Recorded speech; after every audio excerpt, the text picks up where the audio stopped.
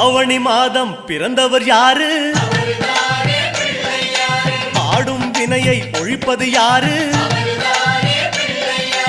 ஆதவன் வணங்கும் தெய்வம் யாரு? பூமியை தாங்கும் புண்ணியன் யாரு? அனலாசுரனை தின்றது யாரு? ஆணவம் நீக்கும் நாயகன் யாரு? முப்புரி அணிந்த மூலவன் யாரு? அவரும் வாழ்வது எங்கே கூறு?